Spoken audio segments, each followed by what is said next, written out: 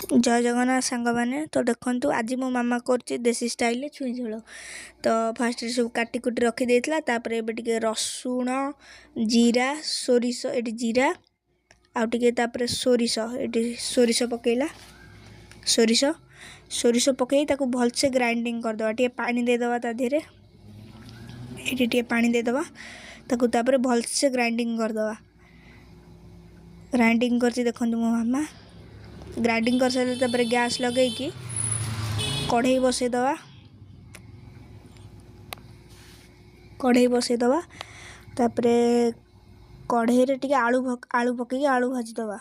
सेटा देखे पारि नी चलो तापर आलू पकईदेले तापर मसला जो बाटा मसला पकईबा तापर ताकू भलसे कषीदबा बटा मसला भलसे धोई धोई पकईदबा ये तापर ताकू टे कषी हवा को दबा कषी हेले टेस्ट आसीबो। देखो ये कषा होची टे हलदी गुंड पकईले तापर टे नाली कलर जो लंका गुंड टे पकई भलसे गोले गाले दबा भलसे गोले तापर टे लुण पकईबा ये लुण पकईबा लुण पकई आउ टे गोले टे समय कषा को छाड़दबा तापर किसी बिलाती पकईबा बिलाती पकई कषीदबा आउ टे कषी भलसे कषीदबा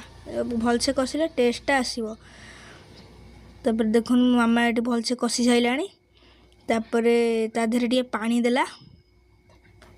तापर फुटवा को 5 मिनट छाड़ देकी ये देखो बापांकर तार गपुजी बापा सहित तापर ये टे भलसे फुटी गलानी तापर ता देहरे छुई पकईबा ये छुई पकईला देखो छुई पकईला तापर छुई पकईकी आउ टे फुटिया को दबा 10 मिनट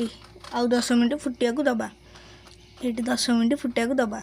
तापर देखो 10 मिनट हो गलानी फुटी भी सैलानी तापर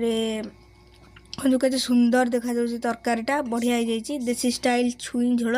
आपण माने भी करी खांतु वीडियो भल लगे लाइक शेयर सब्सक्राइब निश्चय करेंगे। रही जय जगन्नाथ।